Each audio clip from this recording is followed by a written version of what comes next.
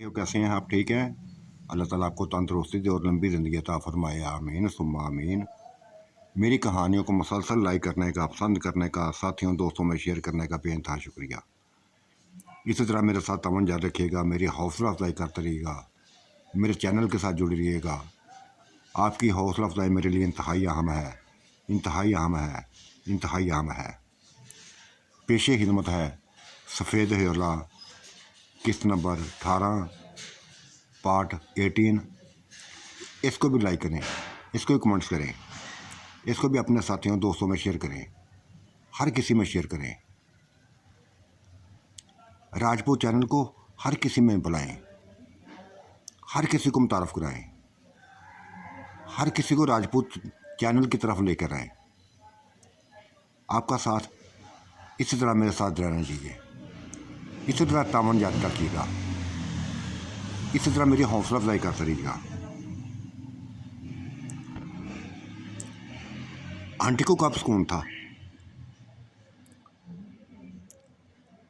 कोई उसके जिस्म के साथ खेला, कैसे बर्दाश्त कर सकती थी? जा पहुंची थी अपनी नंद के पास, फूफो के पास।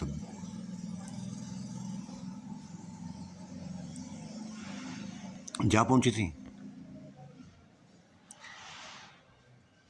वो अकेली ही थी घर में, अपनी कोठी में अकेली ही थी। मिली थी, वो भी अच्छे तरीके से मिली थी, अच्छे तरीके से इस्तकबाल किया था कि बहन बड़े अरसे बाद मेरे कमरे में आए हो, मेरी कोठी में आए हो। हाँ आई हूँ,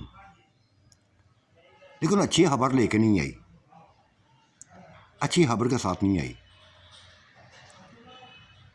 देख बहन, संभाल अपने हामद को, अभी होने वाला हामद है।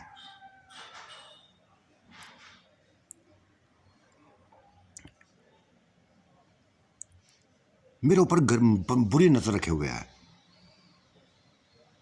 आज उसने वो हरकत कर दी है जो मैंने कभी सोचा ना था। मेरे ऊपर हमलावर हो गया है, अकेली देखकर मेरे ऊपर हमला आवर हो गया है। ये मुझसे बर्दाश्त नहीं होता, ये मुझसे बर्दाश्त नहीं होता, ना बर्दाश्त करूंगी। समझाओ उसको, दुख हुआ था उसको, फूफो को दुख हुआ था, इंतहाई दुख हुआ था। तब बोली थी बहन क्या करूं, इतना सुकून इसको मैं देती हूँ, इतना सुकून देती हूँ, जब तक जाता है सुकून हासिल करता रहता है मुझसे। जो कहता है वैसे करती हूँ, जैसे जैसे कहता है वैसे वैसे करती हूँ। लेकिन फिर भी यह बाज नहीं आया, ये फिर भी बाज नहीं आया। मुझे पहले भी शक था इसके ऊपर,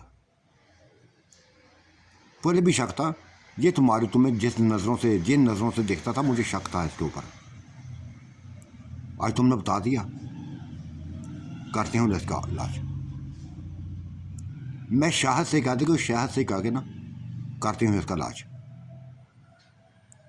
सभी में शाहद अनोखा है, बहादुर है, सभी में ताकत वाला है। सबसे पकड़वाती हूँ इसको। ये क्या कसर छोड़ती हूँ मैं, किसी किस्म की कसर नहीं छोड़ती।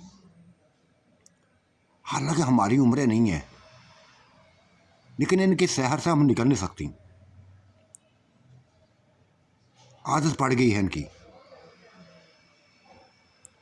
पता नहीं कौन सा इन्होंने हमारे ऊपर जादू किया हुआ है, कैसा जादू किया हुआ है कि अगर ये हमारे पास नहीं, करीब नहीं आते, तो हम खुद उनके करीब चली जाती हैं अपना आप लुटाने के लिए। हालांकि शर्मिंदगी होती है। बल्केस बेटी की ना बातें अभी तक मेरे कान में गूंज रही हैं। तमाशा बन के रह गई हूं, उसको मुंह दिखाने के काबिल नहीं रही, नाज को मुंह दिखाने के काबिल नहीं रही। नीलम को मुंह दिखाने के काबिल नहीं रही। क्या क्या सोचती होंगी मेरे बारे में, क्या क्या सोचती होंगी, लेकिन इनकी ख्वाहिशों को पूरा करने के लिए, इनकी ख्वाहिशों को पूरा करने के लिए सभी कुछ करती हूँ, सभी कुछ करती हूँ। ये नहीं कि सिर्फ इनकी ख्वाहिश होती है, मेरी अपनी ख्वाहिश होती भी है। उसकी ख्वाहिश में मेरी भी ख्वाहिश होती है। आदत पड़ी हुई है ना इसकी, आदत पड़ी हुई है।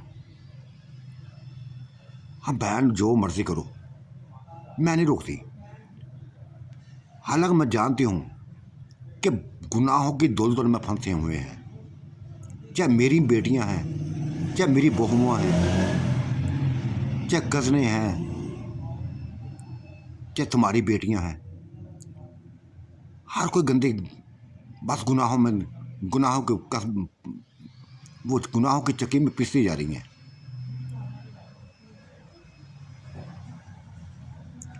वो भी नहीं रह सकती, वो भी इनके बगैर नहीं रह सकती। हालांकि मेरे बेटों ने बस एक लफ्ज़ बोला था कि हमें माँ हमने तलाक नहीं दी, हमसे तलाक दिलवाई गई है, ज़बरदस्ती तलाक दिलवाई गई है। हमारे ज़हनों में बस अपना अक्स छोड़ के तलाक दिलवाई है। ये तलाक नहीं हुई। देखा, अपनी बीवियों को हासिल करने के लिए तवीज़ तक ले आए थे, पहना दिए थे, लेकिन वो भी गवारा न हुए। उनके लफ्ज़ों में बस ऐसा जैसे फतूर पड़ने लगा था, तवीज़ फेंक दिए। अपने हिस्सों को महफूज नहीं करना चाहती हैं, नीलाम करना चाहती हैं। देख बहन, ऐसी बातें ना करो। ये सिर्फ हमारी बेटियों की बात नहीं है, हम भी उनमें शामिल हैं। हम भी गुनाहों की चक्की में बस फंसी हुई हैं, पिस रही हैं, निकल नहीं सकती। ये करीब नहीं आते तो बस अपने अंदर एक बेचैनी महसूस करती हैं, जलन महसूस करती हैं। क्या करूं, क्या करें? लेकिन ये बिगड़े हुए इंसान, हालांकि किसी किस्म की कसर नहीं छोड़ती, उसके बावजूद तुम्हारे ऊपर जा पहुंचा, तुम्हारे ऊपर हमला कर दिया। बात देख बहन, समझाओ इसके। ये कल को दोबारा अगर इसने किया ना तो फिर ना कहना, फिर मरवा डालूंगी इसको, मरवा डालूंगी। करती हूँ, समझाती हूँ इसको, लेकिन प्लीज़ इसको बात को फैलाना ना।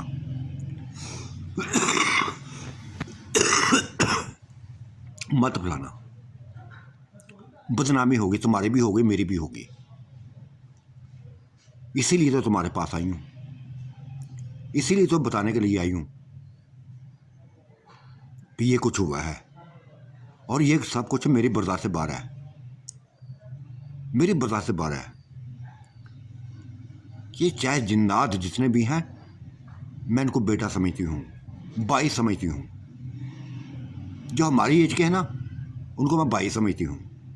जो छोटे हैं ना, जो हर किसी की एज के बराबर बना हुआ है, पता नहीं कैसे हैं ये, मुझे नहीं पता।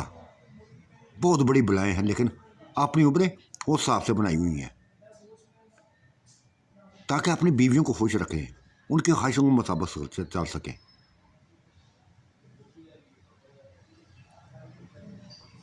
कर लूँगी बात, सख्ती से बात करूँगी। अगर ना माना तो फिर वही हार करूँगी, चाहे मुझे शहद का सहारा लेना पड़ा या किसी और का लेना पड़ा। लेकिन तुम कह रही हो तलाक़ें नहीं हुई, वो कुछ भी फिर कर सकते हैं। हम तो फंस के रह गई हैं, अपने लफ्ज़ों में खुद भी फंसी हुई हैं और परेशानी में फंसी हुई हैं। वो हमारे बेटे हैं, अपनी बीवियों से दूर हैं, प्यार करने वाले हैं इनसे, लेकिन ये नहीं जाना नहीं चाहती, जाना नहीं चाहती। जाए भी कैसी, जाए भी कैसे? आदत पड़ गई है बहुत बड़े जिस्मों की इनको। अब छोटे जिस्म इनके सामने कुछ अहमियत नहीं रखते, इंसानी जिस्म इनके सामने कोई अहमियत नहीं रखते, चाहे वो हैं चाहे हम हैं।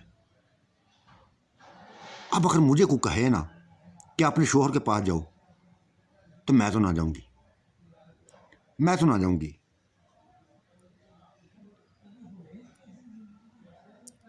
शोहर इसके सामने कुछ भी नहीं है। पता है, गंदी आदतों में पड़ी हुई हैं, गंदी आदतों में पड़ी हुई हैं, गंदी लतों में पड़ी हुई हैं, ऐसे लतों में पड़ी हुई हैं कि बस एक ही भूत सवार रहता है, एक ही भूत हमारे ऊपर सवार रहता है कि वो बस हमसे लिपटे रहें, चिमटे रहें, नोचते रहें, अपना आप खुद ही लुटाती फिरती हैं हमसे। बहन देखो, मैं ये नहीं कह रही, जो मर्जी करें, गुनाह तो हो ही रहे हैं, गुनाह में डूबी हुई हैं सारी, हर कोई गुनाह में डूबा हुआ है, लेकिन एक दूसरे की इज्जत जरूरी है। अगर बल्कीस का वो जिन शोहर किसी और के पास जाएगा तो वो तो मरवा देगी, या गुल बनों का शहद कहीं और जाएगा ख़त्म कर देगी, वो बर्दाश्त नहीं कर पाएगी। चाहे तुम्हारी बेटियां हैं चाहे मेरी बेटी हैं, कोई भी बर्दाश्त नहीं कर पाएगी। बर्दाश्त तुम्हें भी नहीं करना पाएगी, बर्दाश्त बहन तुम्हें भी करना नहीं चाहिए। अब तो आपकी बात तो बस बच गया, दोबारा इसने कोई ऐसी हरकत की ना, दोबारा ऐसी हरकत की तो फिर हो सकता मैं ही इसकी जान ले लूँ, मैं ही हो सकता इसकी जान ले लूँ। फिर मत कहना मुझे, नहीं बहना, ऐसी ऐसी हरकत ना करना, ऐसी हरकत ना करना। ठीक है, गलती कर चुका है, मुझे पता था कि ऐसा है उसने, जिन नजर से वो देखता था ऐसे उसने करना था। उसकी नजरों में मफतूर देख रही थी, आज तक बना हुआ था तुम्हारा, उस तुम हो कि पता नहीं क्या तुमने हो गया, तुम्हें क्या हो गया। हमसे भी यंग लगनी शुरू हुई, हालांकि सबसे बड़ी तुम हो। तुम्हारा हुस्न भी निखरता जा रहा है, तुम्हारी शख्सियत भी निखरती जा रही है, और जिस्म तो तुम्हारा ऐसा है कि जो भी कपड़ा पहनती हो बस तुम्हारे ऊपर है, ऐसा बस आता है, ऐसा निखार आता है।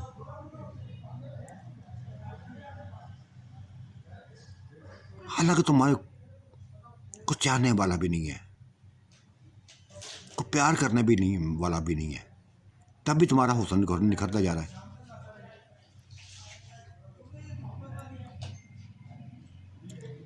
आंटी ने एक ठंडी हाँ भरी थी और कहा हाँ तुम्हारी बात सही है, तुम्हारी बात सही है, लेकिन हो सकता है कि वो जो साया मेरे ऊपर आशिक है मुझे खूब निखारना चाहता हो, मुझे खूब निखारना चाहता हो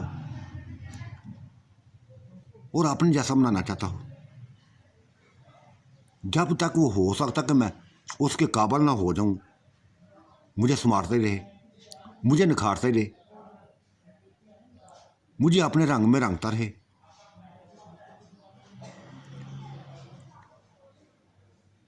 फुफ्फो ने भी एक सांस ली थी, गहरी सांस ली और कहा इसका मतलब है कि वो साया सबसे हटकर होगा, इन सबसे बढ़कर हुसैन जमील होगा, जो हुस्न परस्त है, जो तुम्हें निखार देना चाहता है, ऐसा निखार देना चाहता है जो सबसे हटकर हो। हालांकि हमारे ऊपर देखो किसी किस्म का निखार नहीं आया, किसी किस्म का निखार नहीं आया, तुम्हारे ऊपर आता जा रहा है। अपनी उम्र से छोटे लगने लगी हो। छोड़ बहन उन बातों को, अगर वो हुस्न परस्त है ना तो बना ले, ठीक है, अपनी मर्ज़ी का बना ले, मुझे जो मर्ज़ी बना ले।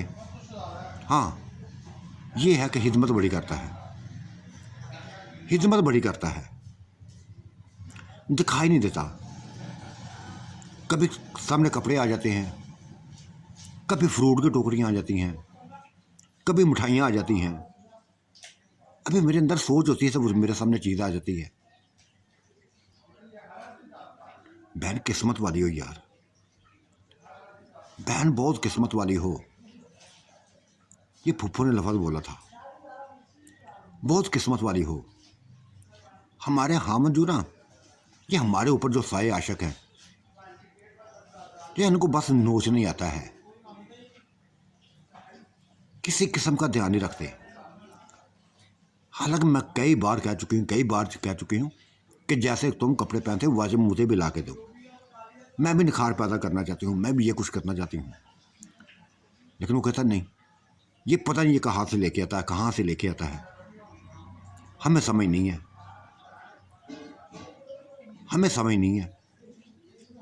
बुलाता है कपड़े, लेकिन तुम्हारे जैसे नहीं होते। बहन मेरे जैसे ही होते हैं तुम्हारे सब, लेकिन ये है कि मेरे जिस्म पर वो फिट हो जाते हैं, अच्छे लगने शुरू हो जाते हैं। बस जिस्म ऐसे होते हैं ना कि कोई भी कपड़ा पहनो, कोई भी कपड़ा पहनो, बस सज जाता है, निखार पैदा कर देता है। ये जिस्म की अहमियत होती है, किस्म की होती है, जिस्म की किस्म होती है। कोई अच्छे से बन जाता है, नहीं, हाँ, नहीं सजावट आती है उसके अंदर। हाँ, ये भी तुम्हारी बात सही है, ये भी तुम्हारी बात सही है। लेकिन तुमने कैसी बात कर दी है, मुझे परेशान कर दिया। अगर वो आगे हमारे ही बेटे आ जाए, हमारे ही कज़न आ जाएं, सभी तो हमारे बेटे हैं, कज़न हैं हमारे। अगर उन्होंने कुछ ज़बरदस्ती करके ले गए बच्चों को, क्या करेंगे? ऐसे ही करेंगे वो, ऐसा ही करेंगे वो। आंटी ने साफ कह दिया था, मुझे खबर मिल चुकी है कि वो खींच के ले जाएंगे, बालों से पकड़ के घसीटते हुए ले जाएंगे वो। उनकी नज़रों में हम सब, चाहे तुम हो, चाहे कोई भी हो, चाहे मैं ही क्यों ना, उन सबकी नज़रों में हम गलत रास्ते पे चली हुई हैं, गलत रास्ते पे चली हुई हैं। हाँ, शायद ऐसी है, शायद ऐसी सोच उनके अंदर हो,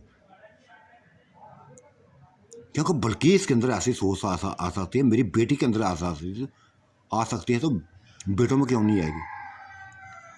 बेटों में क्यों नहीं आएगी?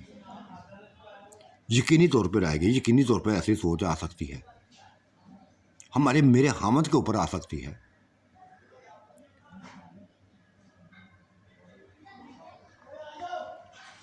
बहरहाल उसको समझाओ, आएगा तो उसको कान खींचो उसके,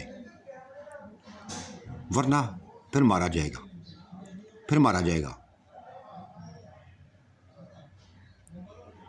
ये क्या कर बातें बस इधर उधर की करने लगी थी, तो वही उसी के शहजादे के हाथ, छोटे छोटे हाथ उसको अपने जिस्म पर महसूस हुए थे, आंटी को महसूस हुए थे। वो समझ गई थी कि आ गया है, वैसा आ गया है। अच्छा, समझाओ बहनों उसको, मैं चलती हूँ अब, गहरी रात पड़ गई है, गहरी रात पड़ गई है, जाती हूँ। हज़ारों सोचें फुफ्फो के बस दिमाग में डाल के आ गई थी, दिमाग में डाल के आ गई थी। वो साया उसके साथ ही था, वैस का साया उसके साथ ही था। हाथ पकड़ लिया था उसने, आंटी का हाथ पकड़ा हुआ था। वो कहती जा रही थी, वैस तुम क्यों मेरे पीछे आए हो? तुम मेरे पीछे क्यों आए थे? घर जाकर बताता हूँ, घर पहुंचे तो फिर बताता हूँ। जा पहुंचे थे अपनी कोठी में, तब जाते ही उसने अपना रूप साय से एक रूपदार किया, अपना सामने किया उसका, और फिर लाइट बंद कर दी जैसे रोजाना करता था। पकड़ लिया था आंटी को, पकड़ लिया था। कह रही थी, बार बार कह रही थी, हुआ क्या है, हुआ क्या है, क्यों जज्बाती होते जा रहे हो? बस आंटी, पता नहीं क्या हो गया है, मुझे नहीं पता। देखो मेरी हालत, मेरी हालत देखो, कंट्रोल से बाहर होती जा रही है, कंट्रोल से बाहर होती जा रही है। देख रही हूं तेरी हालत, बदमाश कहीं देख रही हूं तेरी हालत को भी। आजा फिर, आजा फिर। हो गए थे शुरू, डूबने लगे थे एक दूसरे में, डूबते ही चले गए, डूबते ही चले गए, डूबते ही चले गए। आंटी तो छोड़ती नहीं थी उसको, जान छुड़ाना नहीं चाहती थी, ना मुंह छोड़ता था। 2-3 घंटे बस मसलसल डूबे रहे, 1 मिनट भी रुके ना थे, मसलसल लगे थे, डूबे रहे थे। तब जाकर फ्रेश हुआ था, फ्रेश हुआ था। आंटी को उसके बालों पे हाथ फेरने लगी थी। हाँ, मिल गया सुकून तुम्हें? बदमाश कहीं का, हजारों बातें करनी थी, बातें नहीं करनी थी, आते तुमने बस पकड़ लिया, आते ही पकड़ लिया।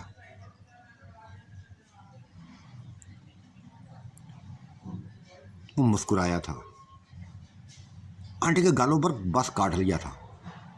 देख, बदमाश कहीं आंटी का बस मुंह खा लेगा, सारा चेहरा खा लेगा तू।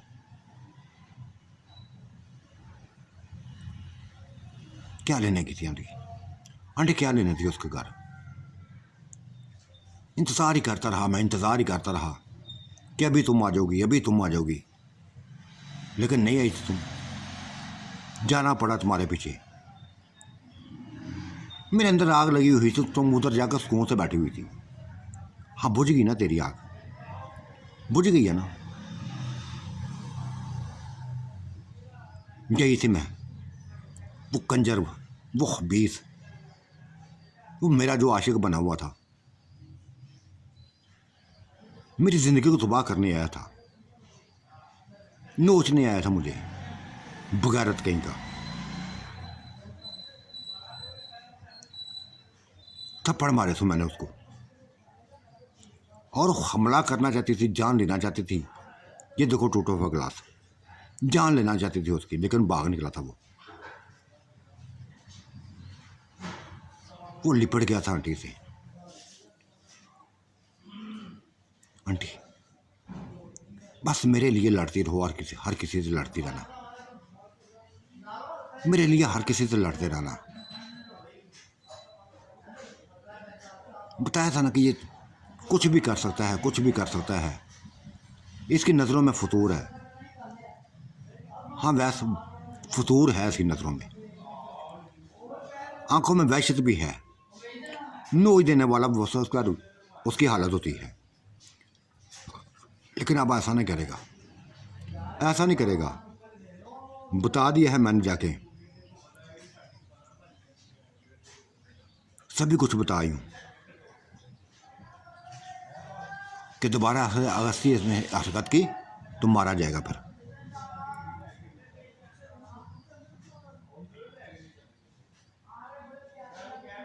बातें होने लगी थी, सर दर्द करने लगा हूँ, मेरा सर दर्द करने लगा है।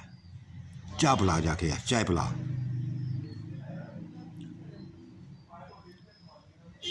आंटी ने बड़े प्यार से उसको कहा था, उसके गालों को खींचते हुआ कहा था। भागता हुआ किचन में गया, चाय बिना लाया, मिठाई ले आया, समोसे ले आया था, चटपटी चीज़ें ले आया था। जो ये दोनों करने खाने लगे थे, मज़े से खाने लगा था। आंटी भी खाने लगी थी, वो भी खाने लगा था। हल्की रोशनी कर ली थी उसमें। आंटी का एक एक जिस्म का हिस्सा वाज़े तौर पे उसको नज़रों के सामने था। और आशु तो आंटी का था। फिर पकड़ लिया उसको। आंटी मुस्कुराते हुए बोली थी, बदमाश कहेगा, अभी तेरा काम नहीं भरा, तेरा जी नहीं भरा अभी। आंटी वो तो भर गया है, बस अच्छी लगती हैं मुझे। क्या अच्छा लगता है मेरा, क्या अच्छा लगता है मेरा। आंटी ऐसी बात ना किया करो, मुझे शर्म आ जाती है, मुझे शर्म आ जाती है। आंटी मुस्कुरा दी थी, हंस दी थी। वो तंग करना उसकी आदत बन गई थी। कभी कभी मूड में आती तो ऐसे ही बातें कर देती, ऐसे ही बातें कर देती तो बच्चे को लाजवाब कर देती थी। इतनी बड़ी आंटी को, इतनी बड़ी आंटी को, इतनी मोटी ताज़ी आंटी को काबू करते हो तुम। शर्म नहीं है तेरे अंदर? शर्म नहीं है? नहीं है शर्म, नहीं है शर्म। उसने साफ जवाब दे दिया था, साफ जवाब दिया गया। क्यों नहीं शर्म? बदमाश कहीं का, शर्म कर। अपनी आंटी को तंग करता रहता है। क्या चाहता है आंटी से? बता मुझे क्या लेना है, चल बता, जो कहेगा तुझे मिल जाएगा। आंटी फिर वही बातें करती, फिर वही बातें करती ना। बस कुछ नहीं लेना मुझे, कुछ नहीं लेना। हाँ, कुछ नहीं लेना। मसलसल तो पागल करते जा रहे हो, जहाँ दिल जाता है हाथ लगाते जा रहे हो। आंटी आंटी आंटी, चुप, नहीं मैं बाहर जाकर बता दूंगा। तेरी ऐसी की तैसी बाहर जाकर बता दोगे, बाहर जाकर बता दोगे।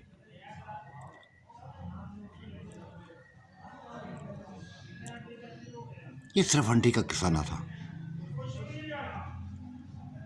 गुलबानों को भी ऐसी हालत होती थी। शायद के बगैर वो भी एक मिनट नहीं रह सकती थी।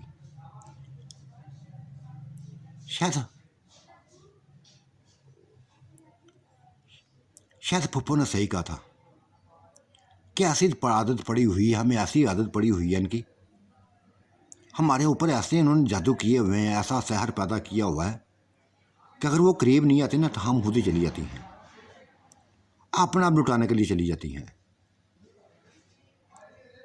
क्या नोचो हमें। ये हालत उस वक्त थी, गुलबानों की थी। वो सुकून से अपने बेड पर लेटा हुआ था, ये जा पहुंची थी उसके ऊपर। आज तो परवाह ही नहीं है ना, आज तो गुलबानों की तो परवाह ही नहीं है तुझे। कब से इंतज़ार कर रही हूँ, कब से इंतज़ार कर रही हूँ कि अभी आओगे मेरे पास, अभी आओगे। क्या सोच रहे हो, किन सोचों में हो? बस बहुत को सोच रहा हूँ, बहुत को सोच रहा हूँ। ये बाद में सोच लेना, ये बाद में पूछूंगी, पहले आओ मेरे पास, पहले आओ। वो भी शुरू हो गए थे ऐसे नसरीन जो सभी से हट के थी, सभी से हट के थी। वो तो छोड़ती नहीं थे अपने, वो अपने चाहने वालों को छोड़ती ना थी। एक ही लफ्ज़ बोलती थी, बार बार एक ही लफ्ज़ बोलती थी, मेरा तमाम सुकून, मेरा तमाम सुकून तुम्हारे अंदर है। तुम हो तो मैं हूं, तुम नहीं तो मैं कुछ नहीं हूं। तुम मेरा सुकून हो तो मैं तुम्हारा सुकून बनी हुई हूं। ऐसी बातें श्यामा करती थी, निशा भी ऐसी बातें करती थी, बल्किस बेगम भी ऐसी बातें करती थी, अपने अपने हामदों से बातें करती थी। अभी हामन तो ना बने थे। ये तो सभी जानती थी, सभी जानती थी ये गुनाह की दलदल में फंसी हुई हैं, गुनाह की दलदल में फंसी हुई हैं जी, बुरी तरह फंसी हुई हैं। लेकिन ऐसी लज़्ज़त थी, ऐसी लज़्ज़त की कि इस गुनाह से निकलना पा रही थी, निकलना चाहती भी नहीं थी। ना वो चाहते थे, ना ये चाहती थी। इज्जत पूरी नहीं होने का इंतज़ार कर रही थी, लेकिन इज्जत कैसे पूरी होती? तलाक़ें मिलती तो तब होती ना। मुदहोशी के आलम में उन्होंने तलाक दी थी। रातें ऐसे गुजर गई थी, रात ऐसे गुजर गई थी, और दूसरे दिन पूरा ग्रुप आ गया था। चाचू का भी, मामे भी आ गए थे, फुफे भी आ गए थे, भाई भी, आंटी के तमाम बेटे आ गए थे, गुल बहनों के बहन भाई आ गए थे, सभी भाई आ गए थे, तमाम कज़न आ गए थे इकट्ठे होके। पकड़ लिया था अपनी बेगमों को, पकड़ लिया था, जो तालाब किनारे बैठी अपने पाँव अपनी टांगें पानी के अंदर रखे बातें कर रही थी एक दूसरे से। आते पकड़ लिया था, खींच लिया था बालों से। कोई साया करीब नहीं आया था, कोई साया करीब नहीं आया था।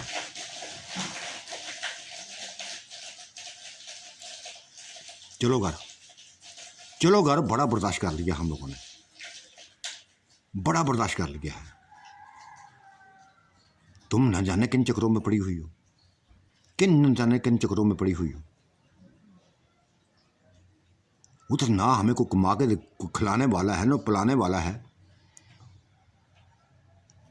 तुम सब के होते हुए बस लोगों को मिन्नतें करते जा रहे हैं, लोगों को मिन्नतें करते जा रहे हैं। इतनी औरतों को क्या करना है हमने? अगर घर में हमें खाना नहीं मिलना, मैं नहीं जाऊंगी। बल्कि इस बेगम ने और नसरीन ने साफ कह दिया था, नहीं जाऊंगी, कभी भी नहीं जाऊंगी। नुसरत ने भी ऐसा लफ्ज़ बोल दिया था, मैं क्यों जाऊं? तुम हमें तलाक दे चुके, हमें जाना नहीं चाहती, इधर ही ठीक हूं। हमारा मरना जीना इसी बस हवेली में है, इसी कोठी में है।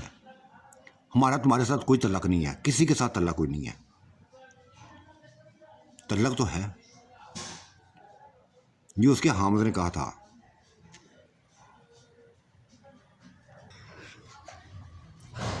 बहुत देख लिया है, बहुत बर्दाश्त कर लिया है, अब ये साए जिंदा नहीं रहेंगे, ये साए जिंदा नहीं रहेंगे। पूरा इंतज़ाम कर चुके हैं इनको ख़त्म करने के लिए।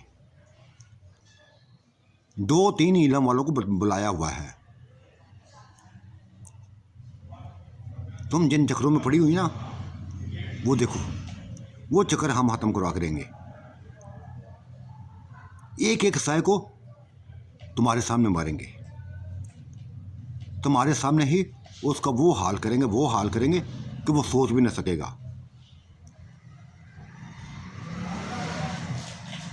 माँ भी आ गई थी, सारी बातें सुन रही थी, आ गई थी, कहने लगी थी, बेटा देखो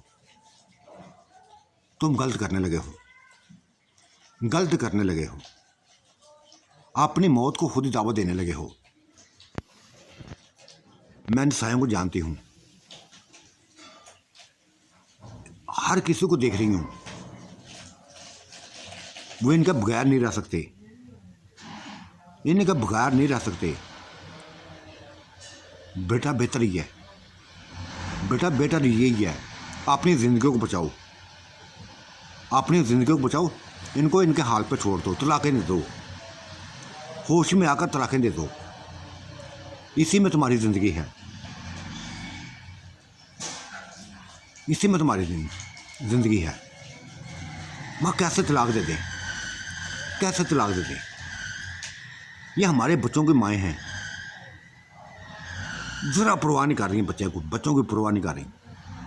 बच्चे किधर हैं किधर नहीं हैं, अपनी मस्ती में डूबी हुई हैं, अपनी लफ्ज़ों में डूबी हुई हैं। बेटा ये डूबी नहीं हुई, माँ ने झूठ बोलना शुरू कर दिया था। बेटा ये लफ्ज़ों में नहीं डूबी हुई, वो इनके ऊपर आशिक हैं, सारे साए इनके ऊपर आशिक हैं। एक एक को चुना हुआ है उन्होंने कि ये फलां का है, ये फलां का है, ये फलां का है, चुना हुआ है, आशिक हैं और वो कुछ भी कर सकते हैं। और मैं नहीं चाहती कि खून खराबा हो बेटा, मैं नहीं चाहती कि खून खराबा हो। तुम अगर इलम वालों की बात करते हो ना तो इनके सामने कुछ भी नहीं है, इलम वाले सामने इसको कुछ भी नहीं होंगे। बेटा खबरदार करती हूँ, खबरदार करती हूँ कि इनको है इनके हालों पर छोड़ दो, तलाक़ें दे दो उनको, जाकर नई शादियाँ कर लो। माँ तुम भी ऐसे कर रही हो, तुम भी ऐसे लफ्ज़ बोल रही हो। हाँ मुझे तुम्हारी ज़िंदगियाँ प्यारी लगती हैं, प्यारी हैं। मैं तुम्हें किसी को भी मरता हुआ नहीं देख सकती, चाहे वो बड़े हैं चाहे छोटे हैं, किसी को मरता हुआ नहीं देख सकती। बेहतर है इनके ख्वाब छोड़ दो, इनके ख्वाब देखना छोड़ दो, वरना पछताओगे। बेटा मैं कह रही हूँ पछताओगे। बहुत कुछ देखती हूँ, बहुत कुछ देखती हूँ। ये जिन्नात हैं, जिन्नात, और जिन्नात के कब्जे में कुछ चीज़ आ जाए वो छोड़ते नहीं हैं, वो छोड़ते नहीं हैं। इतनी आसानी से इनको तुम्हारे सामने, तुम्हारे साथ कैसे भेजेंगे? आपने तवीज़ों पर फहार ना करो, किसी वक्त भी तवीज़ उतार सकते हैं, ये उतर सकते हैं।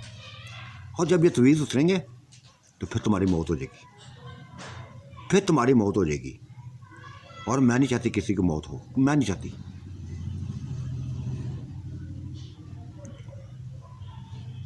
माँ ने ऐसी ऐसी बातें करके समझा दिया, ऐसे ऐसे बातें करके समझा दिया था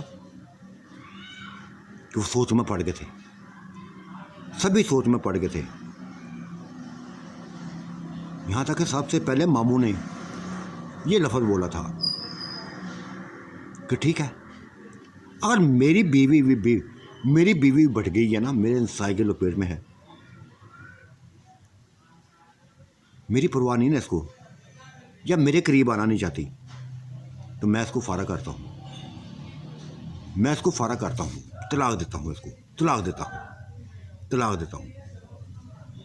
सभी दे दो तलाक, इनको इनके हालों पर छोड़ दो। अगर मरती हैं तो मरने दो इनको, जान छूटेगी ऐसी औरतों से। बद चलन औरतें हैं, गुनाहों में लिपटी हुई हैं, फार महसूस करती हैं अपने ऊपर कि हमारे ऊपर जिन्नात का साया है, जिन्नात का साया है। कोई साया नहीं है, ये खुद ही जाना नहीं चाहती, खुद ही जाना नहीं चाहती। गोल बानो बोल पड़ी थी, देखो मामू, जाना चाहे बिना तो जा नहीं सकती, ये जाना चाहे बिना तो जा नहीं सकती। इस कदर सवार हैं ये साया इनके दिलों पे, इनके दिमागों पर, इनके जिस्म समायम में घुसे हुए हैं। हो सकता तुम्हारी बातें सुन रहे हो,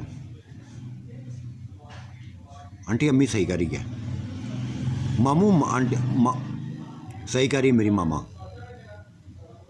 अम्मी सही कह रही है कि ये तुम औरतें तुम्हारे काबिल नहीं है, छोड़ दो इनको। तो वाकई छोड़ देना चाहिए, छोड़ देना चाहिए। मैं भी हिमायत नहीं करूँगी कि ये तुम्हारे साथ जाएं, क्योंकि ये किसी की कभी अब ये तुम्हारे काबिल नहीं रही, और ना ही तुम शायद उनके काबिल रहे हो। बस जिन चक्रों में पड़ी है ना, पड़ी रहने दो। अच्छा कर रही हैं, बुरा कर रही हैं, खुद ही भुगत लेंगी, खुद ही भुगत लेंगी। हाँ फारा कर दो भाई, मैं कहती हूँ फ़र्क कर दो, ताकि तुम्हारे दिलों को सुकून मिल सके। माँ सही कह रही है, तुम्हारी ज़िंदगियाँ चाहती हैं, माँ तुम्हारी ज़िंदगियाँ चाहती है। मरता हुआ नहीं देख सकती, और भाई मैं भी नहीं देख सकती, मैं भी देखना नहीं दे सकती।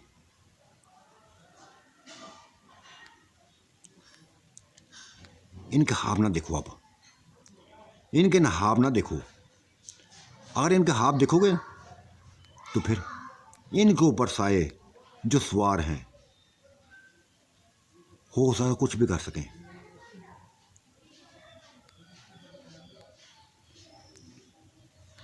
फिर एक एक करके सारे तलाक दे देती, सबको तलाक देती, सभी को तलाक देती, होशोवास में तलाक दे देती। और माँ से कह दिया था, माँ अब खुश हूँ। हाँ बेटा अब खुश हूँ, बेइंतहा खुश हूँ, क्योंकि ये न तुम्हारे काबिल थी न तुम इनके काबिल थे।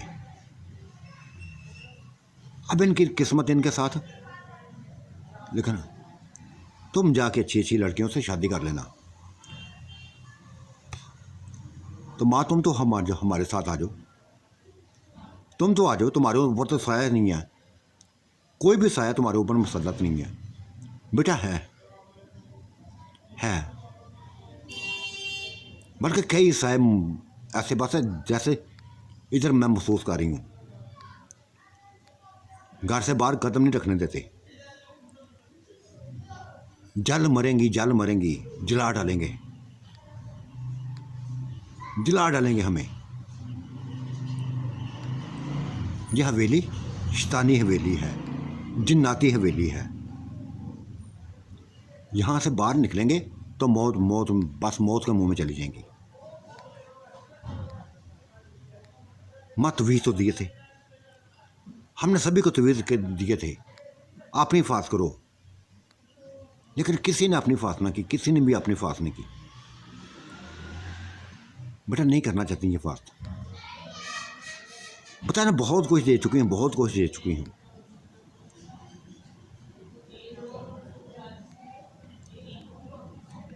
जाके अपने घर बसाओ, इनका हालों पर छोड़ दो। हो सकता है कि इसी बात से इसी हवेली में इनकी मौतें हो जाएं। जो हालात मैं देख रही हूँ, जो कुछ मैं देख रही हूँ, और ये अपनी मौत को खुद ही दावत देंगी। लेकिन तुम अपनी ज़िंदगियों को बचाओ, अपनी ज़िंदगियों को बचाओ। बेटा दोबारा कभी इस हवेली का रुख ना करना। माँ हवेली का रुख तो करना पड़ेगा, अब ये बात आगे तक फैल चुकी है। वो इलम वाले, काले इलम वाले बाबे आ रहे हैं, तहस नहस कर देंगे।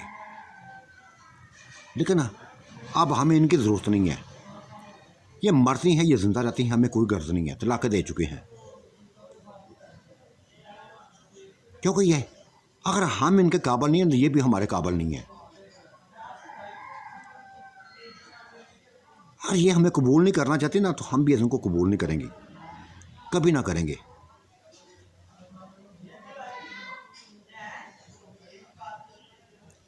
सभी ऐसे बातें करके निकल ऐसे हवेली से, निकल ऐसे। माँ ने गहरी सांस ली थी, गहरी सांस ली थी, और कहा था देखा गोल बनो, कितना प्यार करते हैं ये इनसे, कितना प्यार करते हैं इनसे। माँ छोड़ो उनको, माँ इस बात को छोड़ो। अगर प्यार करते हैं ना, लेकिन जो प्यार इधर इनको मिला ना, ये नहीं कर सकते। ये मैं भी देखती हूँ, माँ बगैर बताए मैं बगैर मेहनत के खाने मिलते जा रहे हैं, रंग रंग चीज़ें मिलती जा रही हैं, कपड़े लिबास मिलते जा रहे हैं, जो चाहती हैं मिलते जा रहे हैं। और फिर सबसे बढ़कर ऐसे जिस्मों का इनको सामना है, ऐसे जिस्मों का सामना है जिनमें बस ये अपने सुकून समझती हैं। मैं भी करती हूँ। अगर मुझे कोई कहे ना कि किसी इंसान से शादी करो, तो मैं तो कभी नहीं करूँगी माँ, मैं तो कभी नहीं करूँगी। आदत पड़ चुकी है हमें इन सायों की। नहीं रह सकती हम इनके बगैर। कुछ भी हो सकता, कोई भी नहीं रह सकती। बाकी का दिन ऐसे गुजर गया था, ऐसे ही बातों में गुजर गया था। लेकिन फिर शायद वो आ गए थे बाबे, काले इलम वाले आ गए थे हवेली में, उसी शतानी हवेली में, तिलस्मी हवेली में, जन्नती हवेली में आके बोले, दिखाई देने लगे। कभी उस एक जगह आग लग जाती, कभी किसी दूसरी जगह आग लग जाती, कभी तीसरी जगह आग लग जाती।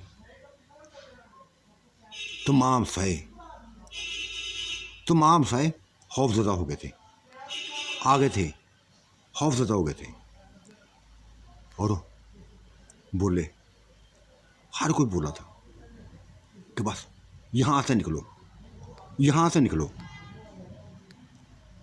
यहाँ खतरा है, हमें अपनी जानों का खतरा है, यहाँ से निकलो। फिर हर किसी ने अपनी बेगम को काबू किया, गायब होने लगे थे। आंटी को बस, आंटी भी गायब हो गई थी। वैसे आंटी को काबू किया हुआ था। बहुत दूर पहाड़ों में चले गए थे, झील किनारे चले गए थे। बहुत बड़ी झील थी, बहुत बड़ी झील थी। ये वीरान झील थी। यहाँ सिर्फ जिन्नात ही आते थे या परियां आती थी, कोई इंसान नहीं आ सकता था। ऊंचे ऊंचे पहाड़ों के दरमियान ये ढकी हुई झील, कोई नहीं आ सकता था। यही बस आए थे, बस जिन्नाती ताकतों से मकान बना दिए थे। एक एक कमरा बन गया था, सभी का एक कमरा बन गया था। बहुत बड़ा कमरा, फैंसी किस्म का कमरा। किचन भी थे, वॉशरूम भी थे, आगे बरामदे थे, छोटा सा सेन था और उसके सामने झील थी। झील के किनारे ये सारे मकान बने हुए थे। यहाँ सर्दी ही सर्दी थी, सर्दी ही सर्दी थी। गर्म कपड़े पहना दिए थे। यहाँ का मंजर देखकर तमाम की तमाम औरतें हैरत से देखने लगी थी। पहाड़े, ऊंचे ऊंचे पहाड़ों को देखने लगी थी, खूबसूरत नज़ारों में खोने लगी थी। और आंटी ने लफ्ज़ बोल ही दिया था, क्या खूबसूरत जगह है, क्या खूबसूरत जगह है, सुकून ही सुकून है।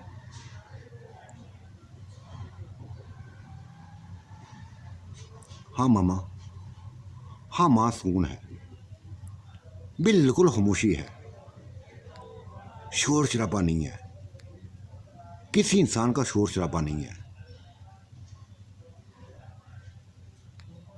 सुकून ही सुकून है। और इस सुकून में बस एंजॉय होगा। अब कैसा एंजॉय करेगी बदतमीज की माँ ने डांट दिया था। वो हंसी और माँ से लिपट गई थी। माँ चलो हो, एक बात तो बताओ, हमें तो हमारे वो साथी जिन्नात उठा के ले आए हैं ना, तुम्हें कौन उठा के लाया, तुम्हें कौन उठा के लाया? इस बात पर माँ हंसी थी तो हंसी चली गई। होगा को कंजर, को बदमाश होगा जिसने मुझे भी उठा लिया होगा। माँ बताना कौन है, कौन है? बेटा बताया ना, नहीं दिखाई देता, नहीं दिखाई देता। आज महसूस किया है, आपने जिस्म पर उसके हाथों को महसूस किया है जब वो लेके उड़ा था। आज महसूस किया है, बहुत ऊंचा है मुझसे,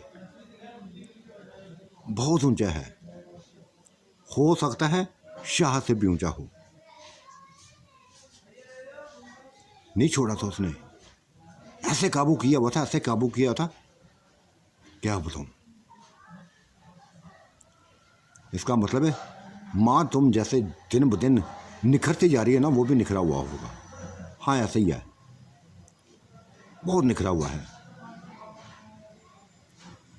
माँ वैस की तरह वैस नजर नहीं आ रहा। क्यों नहीं नजर आ रहा? वो ऊपर चोटी पे देखो, पहाड़ों की चोटी पे बैठा हुआ है, अकेला रहना चाहता है, एंजॉय करना चाहता है अकेले में रह के। ऊपर देखा तो ऊपर बैठा हुआ था, पहाड़ की चोटी में बैठा हुआ था। देख कितना खुश है वो, यहां आकर कितना खुश हुआ है। शायद पहली दफा आया है, शायद पहली दफा आया है।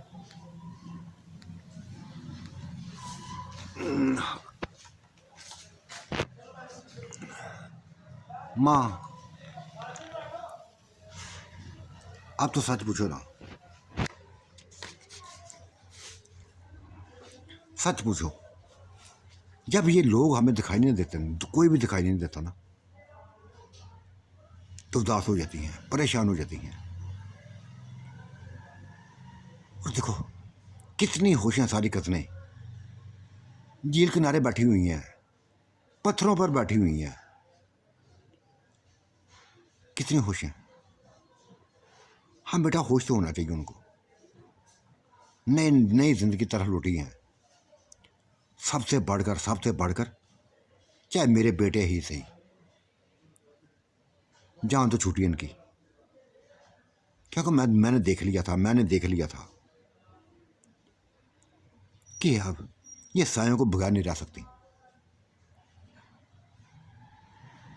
और जो कुछ इनको मिलता है ना सुकून, वो इंसान नहीं दे सकते, इंसान नहीं दे सकते। हाँ माँ ये तो बात है, इसी बात के पीछे तो सारी पड़ी हुई हैं। अब इतनी खुश हैं, इतनी खुश हैं क्योंकि तलाकें मिल चुकी हैं इनको। पता नहीं उस हवेली का क्या बना होगा, हमारे फर्नीचर का क्या बना होगा, हमारे बागात का क्या बना होगा। गोलू बाना से सोचने लगे थे। तब शाहद करीब आया था और बोला क्यों फिक्र करती हो यार, क्यों फिक्र करती हो, यहां भी तुम्हें बाग मिल जाएंगे,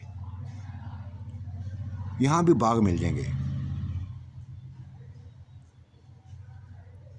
अभी हमने तुमने पूरा इलाका नहीं देखा, सिर्फ अभी यहां आए हैं, सभी कुछ दिखाते जाएंगे। पहाड़ों की चोटियों पर बेइंतहा कुछ है, ऊपर बगात हैं, बहुत बड़े बड़े बड़े बगात हैं, फलों से सजे हुए, लदे हुए बाग हैं। तो ले जाओ ना ऊपर, हमें ऊपर ले जाओ ना। तुम्हें पता ना हमें बागों से प्यार है। नीचे झील किनारे के बजाय ऊपर, ऊपर बस मकान बनाओ, हमें हमारे मकान बनाओ, बहुत बड़े बागों में मकान बनाओ, हमारे अच्छे अच्छे मकान बनाओ, एक एक कमरा नहीं चाहिए हमें।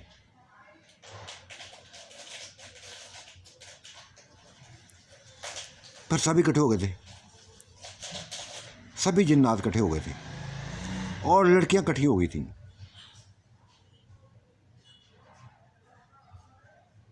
तब वो बोले थे कि हाँ तुम सही कहती हो यार,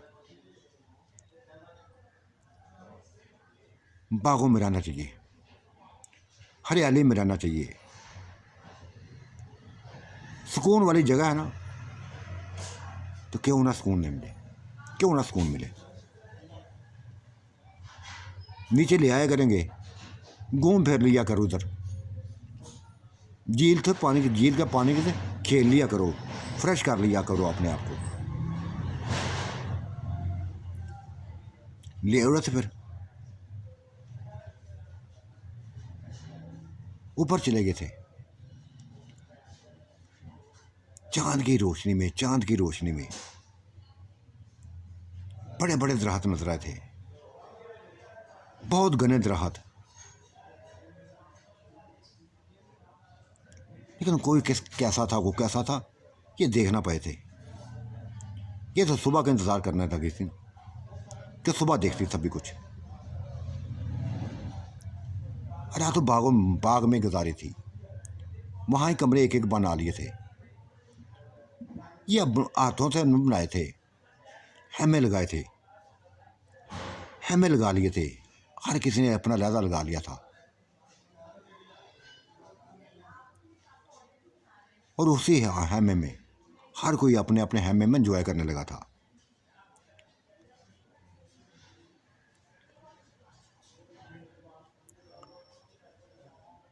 वो भी चला गया था आंटी के पास, वैस भी चला गया था आंटी के पास। बदमाश कहेंगे तो ऊपर ऊपर क्या कर रहा था अकेला बैठा हुआ। इतने दूर ना रहा कर आंटी से, अपनी आंटी से इतना दूर ना रहा करो। आंटी तुम्हारे सामने ही था, तुम्हारे सामने ही था। हाँ सामने तो मेरे थे, लेकिन बहुत दूर थे, बहुत दूर थे, बहुत ऊंचे थे, इतनी ऊंची बुलंदी पर बस वो मुस्कुराया था, गले लगा लिया था, गले लग गया था। और वो अपनी आदत जैसी उसकी आदत थी, उसके गालों को काटा था, जिस्म को काटने लगा था, खासकर पेट को, जो उसका पसंदीदा था। और आंटी हंसती थी, मुस्कुराती थी उसकी इस हरकत पर। इसी में अगर बच्चे का एंजॉय था तो एंजॉय कराती थी और उसको करता था, फिर खूब एंजॉय करते थे। आज भी किया था, खूब एंजॉय किया था। और कह दिया था आंटी ने, साफ कह दिया था, वैसे मुझे यूं लगता है कि सिर्फ मैं तुम्हारे एंजॉय के लिए बनी हूं, तुम्हारे लिए ही बनी हूं।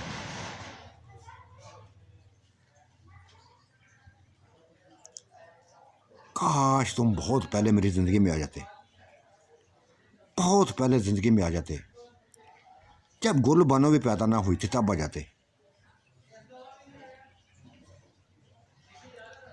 माँ माजी में खोने लगी थी, तब उसने आंटी के गले में बाहें डाल दी थी और कहा था, आंटी देर आए दुरुस्त आए। शायद तुम जवानी में वैसी हसीन थी जैसे अब हो। हाँ बेटा, हाँ वैस जवानी में बेइंतहा हुस्न था, बेइंतहा हुस्न था। अब तो बूढ़ी हो गई है ना, अब तो बूढ़ी हो गई हूँ। नहीं आंटी बूढ़ी नहीं हुई, बूढ़ी नहीं हुई। जो कशिश तुम्हारे अंदर है, जो तुम्हारे अंदर मैं चीज़ें देखता हूँ ना, शायद किसी में ना हो। जितना सुकून तुम देती हो ना आंटी, ऐसा सुकून नहीं मिलता। हाँ हाँ यार, हाँ यार सही कहा तुमने। नहीं दिल पड़ता मेरा, नहीं दिल पड़ता मेरा। बस यही दिल चाहता है, यही दिल चाहता है कि तुम मेरे करीब रहो, हर पल हर लम्हा मुझसे छेड़खानी करते रहो, सुकून देते रहो, सुकून देते रहो।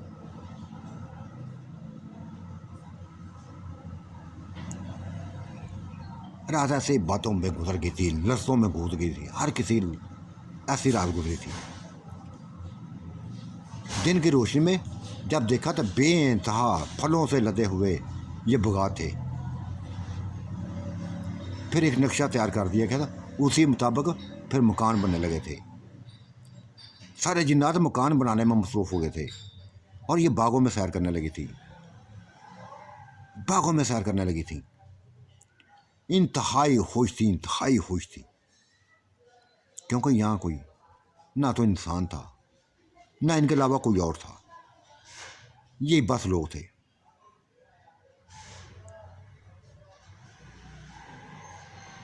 अपनी पसंद के जिन्नातों ने मकान बनाने शुरू कर दिए थे, जिसमें ये पूरा बाग, बहुत लंबा चौड़ा बाग फैला हुआ था, ये कवर कर लिया गया, बहुत कवर कर लिया गया। एक बहुत बड़ा महल बना तैयार कर दिया था, बहुत बड़ा महल तैयार कर लिया था, जिसमें अंदर ये रहने लगे थे।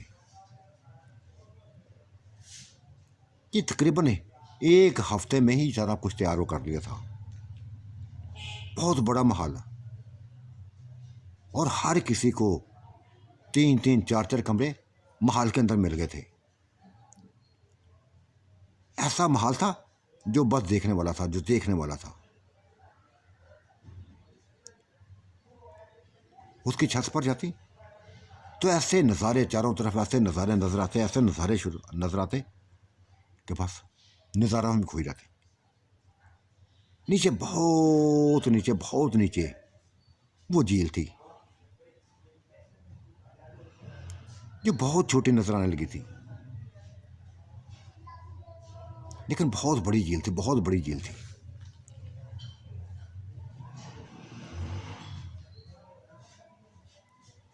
यहाँ सुकून ही सुकून था, सुकून ही सुकून था, और इसी सुकून में सभी खुश थी, सभी खुश थी। तो साथियों, आज का मंजरनामा कैसा लगा? आपने राय से ज़रूर नवाजिएगा। अल्लाह आपका निगहबान, मेरा निगहबान। अल्लाह हाफिज़, बाय बाय।